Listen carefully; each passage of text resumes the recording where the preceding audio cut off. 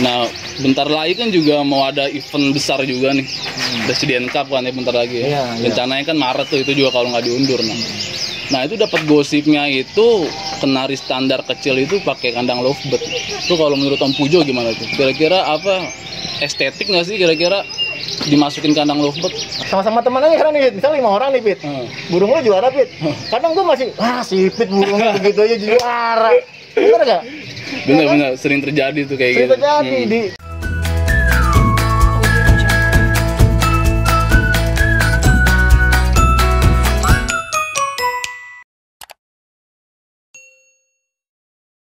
Oke bro, masih bersama gue Rizky Sipit di channel Teras Kenari. Jadi hari ini gue ada di Situ Gintung nih, lapangan NZR. Nah sekarang gue lagi nggak sendirian, gue lagi bersama teman gue nih. Ini salah satu legend juga nih, senior nih, terutama di perkenarian nih. Bersama Om Pujo Sabina. Apa kabar Om Pujo Sabina? Baik. Gimana? Sehat ya? Sehat ya. Alhamdulillah ya. Alhamdulillah. Sekarang gimana Om Pujo nih? Masih banyak nggak kenari di rumah? Kalau kenari banyak sih enggak, tapi ada lah. Tapi ada ya? Ada. Tapi sekarang gue udah jarang ketemu Om Pujo kayak di lapangan. Kayaknya udah lagi vakum apa gimana nih di perkenarian? Kalau vakum sih enggak Pit. Cuman lagi melihat perkembangan lomba di kenari aja sih sebenarnya.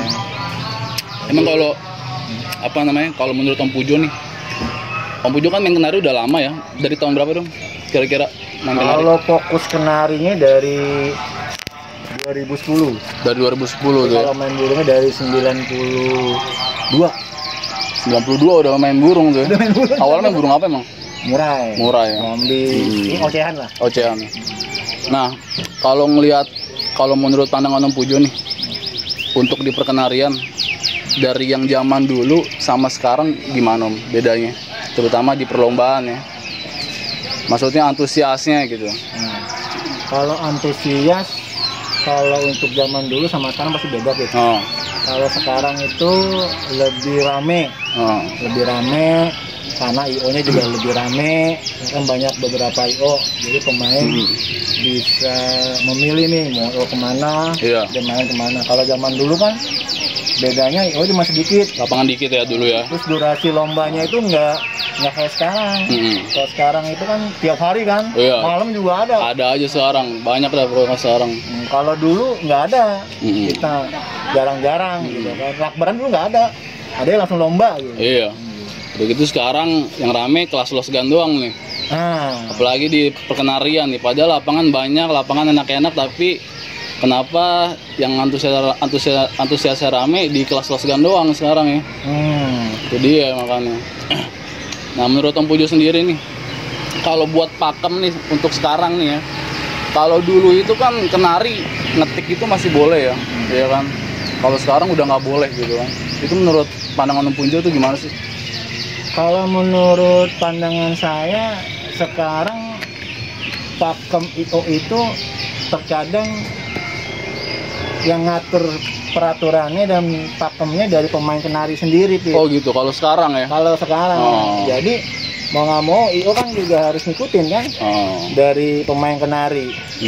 Cuman terkadang udah diikutin, masih aja IO kadang disalahin gitu kan. Nah itu yang agak bingung juga saya. Bisa dibilang BM ya, banyak mau.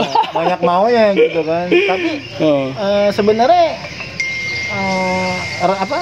di mix gitu nggak ada masalah. Maksudnya ada permintaan itu nggak ada masalah. Mungkin ada perubahan ya kan gitu. Tapi yang penting enak aja, santai kita nikmatin gitu kan. Terkadang sampai menyindir sama pemain kenari gitu. Nyinyir ya.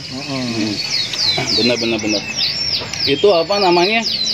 Kalau Om Pujo sendiri nih, kalau buat menilai kenari, Om Pujo tuh sukanya kenari tuh dari apanya sih? Maksudnya dari apa? Dari durasinya dulu, apa lagunya dulu, apa gimana kira-kira? Kalau saya pribadi tetap irama lagu. Irama lagu. Ya. Kenapa tuh irama lagu? Ya karena itu poin yang terbesar. Poin terbesar ya. Irama lagu kalau menurut saya gitu kan ya. Cuman kalau saya mau nyolok, saya beda lagi. Kan gitu kan. Jadi beda-beda, terkadang juga di lapangan irama lagu sama durasi kerja atau buka tutup sama irama lagu yang kasarnya durasi tutupnya lumayan tetap masih kalah. Iya. Gitu kan. Cuman makanya saya bilang kenari itu nilai susah sih sebenarnya. Susah ya, riskan nilai kenari ya. Makanya kadang kita juri juga hati-hati gitu. Nah, sekarang kalau dulu kan ngeban sekali masih boleh. Iya. Sekarang ngeban sekali langsung dis gitu kan. AKR. Tuh, AKR ada istilah AKR ya. Dulu kan nggak ada tuh AKR. Di dis langsung gitu kan. Aduh. Bilang gitu. Tapi kadang masih ada yang komplain gitu kan, karena ya udah ngikutin masih namanya manusia kan. Iya. Kan juri juga manusia, kadang ada ya kesalahan kurang pantau atau apa gitu. Berarti tetap kalau Om Pujo lebih ngutamain di variasi lagu ya. Irama lagu. Iya benar-benar. Karena kan biar gimana juga kenari itu kan salah satu burung penyanyi lah ya dia. Ya. Beda kayak burung kicau kan, dia emang lebih ke isian tembakan. Betul. Sekarang Om Pujo jadi lagi nggak ini nih di perlombaan lagi rada vakum nih, apa gimana? Kalau di kenari kalau aktif lagi udah enggak. Maksudnya ke lapangan tuh paling kolak-bolak. Udah nggak kayak dulu ya? Kan sekarang lagi main murai. Lagi main murai jadi. Main murai batu. Cuman sekarang nih saya sih cuman mengamati aja Om Speed. Tuh. Beberapa brosur tuh terkadang brosur itu tidak ditampilkan kelas kenarinya kan ada kan? Iya benar, banyak sekarang. Banyak. Terus ada yang brosur sini ada kelas kenarinya, brosur sini tidak ada kenarinya. Nah itu yang harus pemain kenari harus apa ya? Harus peka di situ, harus mempertimbangkan kenapa ya bisa begitu. Padahal brosur yang tidak ada kenarinya tempatnya itu nyaman, enak, parkiran luas gitu kan. Kenapa nggak diramaikan itu? Padahal biasanya anak-anak kenari itu selalu nekenin ibaratnya guyup rukun, mencari silaturahmi ya kan. Tapi di prakteknya enggak begitu. Prakteknya enggak ya. Di realisasinya enggak ya. Di prakteknya enggak begitu. Teman sama temennya masih nyindir kan gitu kan. Kadang temen juara padahal CS sendiri masih nyinyir juga tuh. Iya. Makanya dulu bukan dulu sih, kemana-mana ada teman ya kan nanya, "Om, pemain kenari gini-gini." Ya udah sekarang lu kalau emang masih begitu, lu udah ganti ocehan aja yang kenari gitu kan. Daripada pusing kepala ya kan. Iya benar. Apa teman sama teman jadi musuhan, benar. Aturan kita ngopi bareng, aduh pusing deh. Emang kenari emang riskan sih ya. Riskan banget emang. Nah bentar lagi kan juga mau ada event besar juga nih, Presiden Cup kan ya bentar lagi ya. Rencananya kan Maret tuh, itu juga kalau nggak diundur. Nah itu dapat gosipnya itu kenari standar kecil itu pakai kandang lovebird. Itu kalau menurut Om Pujo gimana tuh? Kira-kira apa estetik nggak sih kira-kira dimasukin kandang lovebird kenari? Jadi gini, dulu ada salah satu pemain kenari senior namanya Om Henry. Apa sih itu namanya Facebooknya tuh? Orang mana tuh dia? Orang Bekasi ya. Orang Bekasi. Jawara Kenari Jawara Fair Play. Jawara Kenari Fair Play. Oke. Itu kalau dulu zaman dulu itu kemana-mana pasti pakai kandang lovebird. Si bere-bere nama burungnya. Wah itu edan itu burung. Kerja tetap. Iya betul.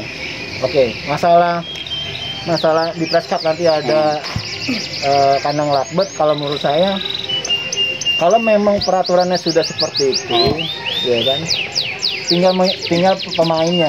Tinggal pemainnya mau kita atau tidak. Tapi saya belajar dari kayak Lompo Bere-Bere itu ya, dari Om Henry. Saya juga ikutin dia.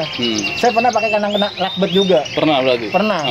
Cuma bukannya menghina atau bukannya menjelekan kenari ya, harus pindah ke kandang lovebird. Yang saya titip dari kandang lovebird di kenari itu, gue belajar nih, bisa nggak sih gue pakai kandang lovebird kenari supaya nagen, nancep, durasi bagus kan gitu kan ya. Belajar, alhamdulillah bisa. Dulu kan sempat pro dan kontra, Bik. Pro dan kontra banget. Kan dulu tuh, pernah lah, nggak suka sama kandang lovebird. Iya. Pada ini, kalau menurut saya pro dan kontra itu wajar, nggak ada masalah. Benar wajar. Tinggal pemainnya nih. Tinggal pemainnya aja. Kamu mau ke A apa ke B kan gitu, tinggal pemain. Kalau emang mau belajar ya silakan kan gitu kan. Kalau press cup, kalau emang ketentuannya seperti itu, kembalikan lagi ke pemainnya. Kalau memang penasaran, pengen belajar, pengen mencoba, silakan. Kan gitu. Tapi kan kalau dilihat dari tujuan dan alasannya itu kan kenari standar kecil pakai sangkar lovebird itu kan buat melihat postur burung ya. Jadi maksudnya standar kecil bener-bener burungnya kecil. Jadi katanya pakai sangkar lovebird itu lebih terlihat alasannya kan seperti itu. Kalau alasannya seperti itu, kalau menurut saya bisa ya masuk akal bisa ya. Masuk akal lah ya, masuk okay, akal karena burung gede misalkan F2 itu ketahuan tuh, oh gede gitu. Iya. Nah, pasti kan kalau burung gede kalau dia tangkringannya 2 otomatis makin rapet dia, Bet. Kalau kenari kecil kan bisa agak renggang kan ketahuan dari hitung. Kalau kita cermati dari hitungan jari besi yang lakbet itu kan ketahuan kan. Tangkring yang 1 sama tangkring yang 2 kan gitu kan. Gitu. Tapi untuk di latberannya sekarang juga nggak ada sih ya. Maksudnya apa? Yang make harusnya sih lebih enak sih sebenarnya dibuat juga tuh latberan yang ibaratnya atau latpres lah. Khusus pakai sangkar lovebird seenggaknya buat latihan dah tuh pada saat nanti event itu ya kan. Dulu Pak Haji Ebot pernah tuh ngadain tuh, sempet. Oh iya ya kan? Sempet khusus ya. Kenari kelas lakbet gitu kan. Sangkar lovebird. Nah itu kan sempet dulu sempet pro dan kontra kan. Sempet pro dan kontra banget sih itu. Cuman kalau saya ditanya ya itu bisa oke, nggak ada masalah. Gitu kan, seharusnya kalau saya pribadi, gue pengen belajar nih, gue juga pengen tahu gitu kan, nggak ada masalah. Kalau kita suruh beli kandang, yang mau nggak mau sekarang teman-teman kenari beli kandang ini merek ini bisa. Iya, kandang ukir apalagi ya kan, jutaan bro, mahal bro. Nah akhirnya dulu Pak Haji Ebot buka kelas kurs kandang ebot, lakbet, kenari, cuma responnya nggak begitu. Iya, antusiasnya kurang lah ya, saya juga nggak tahu itu kenapa. Tahun lalu juga kalau nggak salah sempat juga Press Cup sempat mau pakai sangkar lovebird juga tuh, akhirnya direvisi ulang kan. Benar. Itu. Nah ini sekarang katanya mau direalisasi lagi nih untuk kenari kecil pakai sangkar lovebird, tapi ya banyak pro kontra juga. Betul. Sih ya. Tapi apapun ide yang baru ini tetap harus kita menyikapi. Berarti kan memang ada perubahan di dunia burung ini kan. Misalkan kenari di kandang lovebird gitu, berarti ada perubahan tuh. Ada perubahan. Menurut saya nggak monoton kan, jadi bagus kan, ya kan. Jadi ada suasana baru. Ada suasana baru juga rame. Kenari itu emang sekarang ya itu dia ya, apa namanya, kadang udah selesai main di Facebook nyinyir, ngeriwik, padahal di lapangan nongkrong bareng ya kan. Itu kenapa sih emang modelnya begitu apa gimana ya kalau sekarang ini tuh? Kemarin lah saya sempat ngebahas, kalau saya ngebahasnya gini Om Sipit, ada brosur yang saya bilang di brosur itu tidak ada kelas kenari, sedangkan tempatnya lahannya bagus. Iya. Nah, akhirnya saya diskusi nih sama IO, ini kenapa sih kok habisan diadain brosur kenari, pemainnya nggak datang Om Pujo. Itu yang pertama. Kedua, kalau kita adain, kita datang paling ada 7, 8, itu masih dikomplain. Padahal tiket udah kita ikutin. Terkadang pemain nih datang nih, misalkan, ya udah siapin nih tiket 30.000. Pemain datang, oh bisa nggak 20.000? Turunin sama IO 20.000. Iya. Ya kan?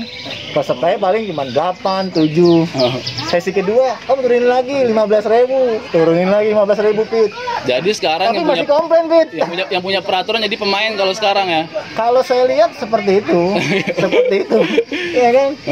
Jadi kan IO juga harus ikutin mau nggak mau kan harus ikutin permainan pemain. Iya, pendapat lah itu ibaratnya. Tapi terkadang IO udah ngikutin pemain, tapi pemainnya begitu. Masih ada yang dari masalah penilaiannya jelek lah, itulah ya kan. Makanya saya berharap gitu ya untuk kedepannya ini berharap dimanapun lokasi teman-teman kenari, ramaikan dulu debat kenari. Ya kan, tolong bantu IO ya kan. Maksudnya yang tidak ada kelas kenari di brosur ditanya, ini kenapa ya Om? Iya. Masalahnya kenapa nih? Kalau saya begitu Om Ifit. Karena bukannya apa ya kita semua teman lah IO. Kita mau lomba, kalau kita musuhin IO mau lomba kemana? Benar ya? Iya. Ya kan? Tanya solusi kayak kemarin saya tanya, ini Om, ini kenapa sih ya di brosur kok nggak ada kelas kenari gitu kan ya? Jadi IO nanya, oh gini Om, ini kadang kita kalau di brosur kenari pemainnya nggak datang. Terus kali datang kita ada los kan, paling 7, 8. Terus kita ada masuk tiket 30.000, minta turun lagi, oke. Sesi kedua 15.000, turun lagi. Padahal kalau kita hitung-hitung ibaratnya ya, buat nyewa lapangan, buat bayar juri, ya itu kan bukan nominal yang kecil ya. Makanya saya berharap ke depannya kalau masalah pakem peraturan seharusnya sama lah ya. Kita semua semuanya bersama lah. Cuman saya berharap pemain kenari ya biar lebih dewasa lah.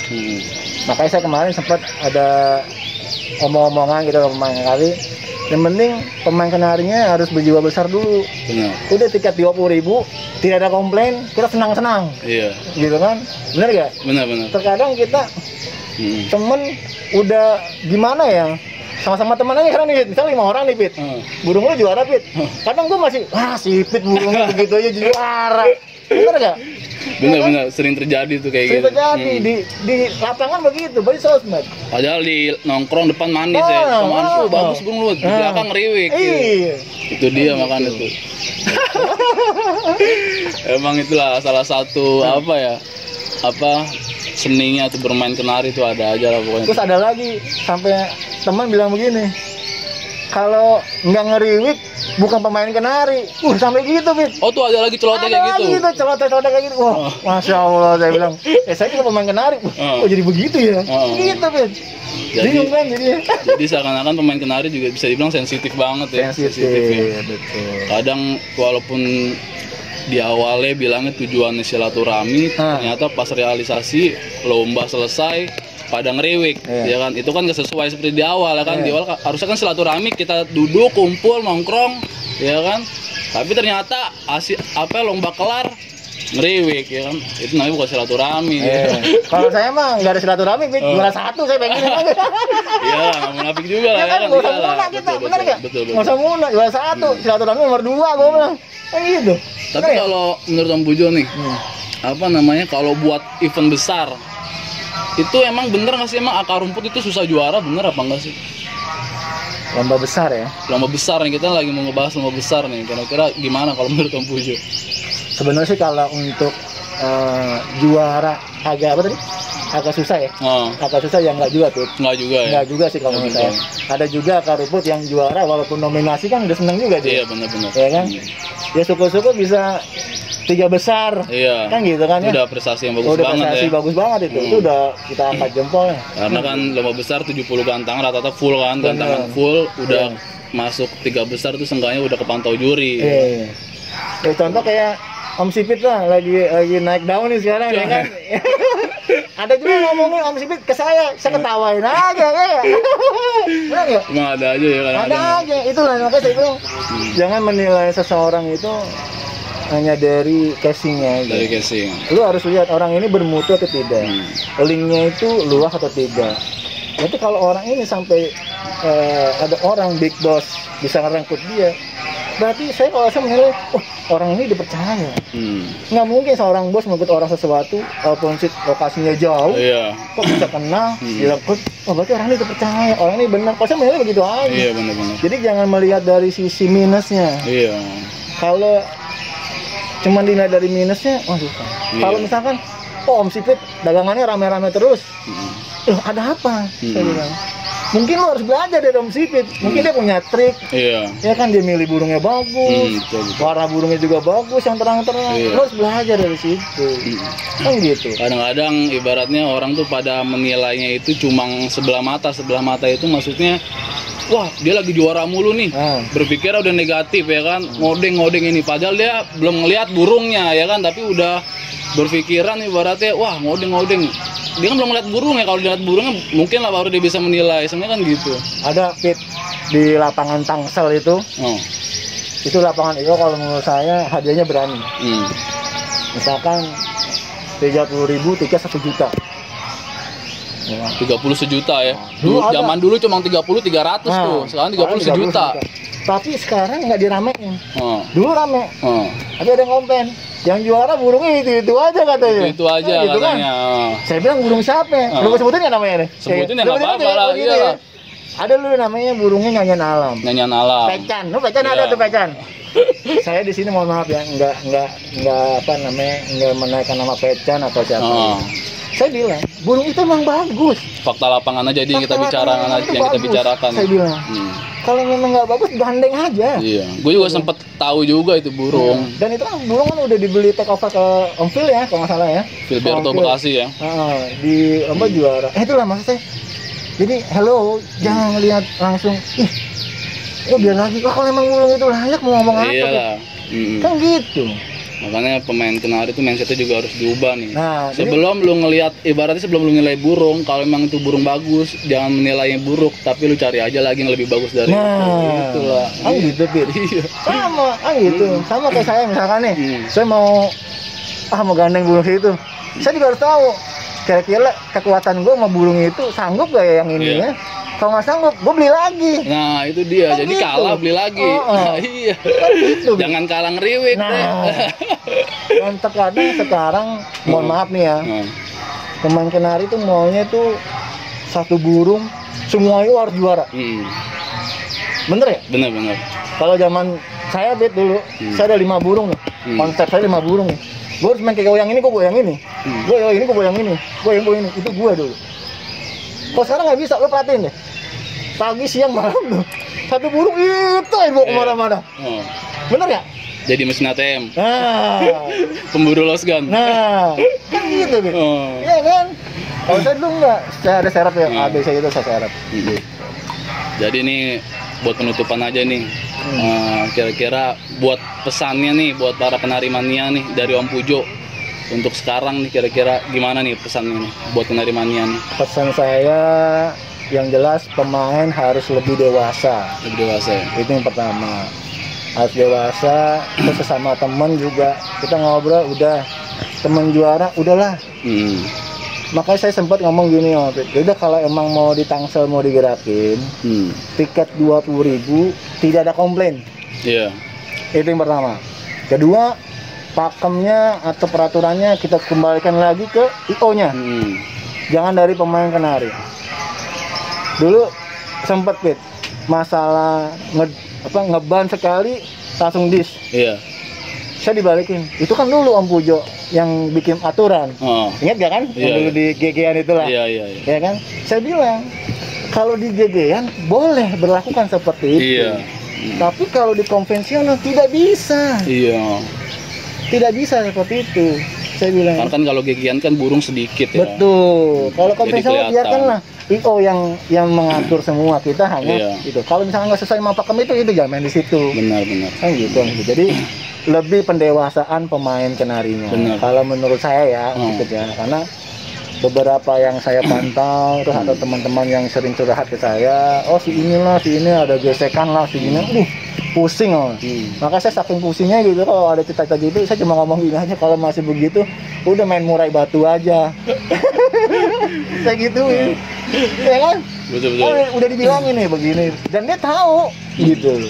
Dia tahu pemain ini sini ini, dia tahu, tapi masih tetap ke situ gitu loh. Kan gitu. Betul. Benar ya? Jadi ya kan ini kan kita sedang bergelut di dunia hobi. Kalau bisa jangan ada pertengkaran. Kalau bisa ya hobi kita itu menjalin untuk silaturahmi, bro. Benar.